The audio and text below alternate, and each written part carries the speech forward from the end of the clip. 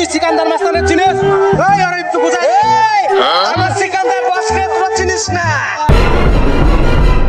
এই relax relax. এই চল চালা দিচ্ছি।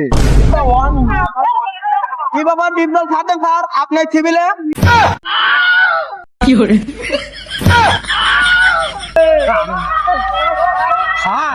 এবার মতো মাফি দেন গেছে মানছে তো বলো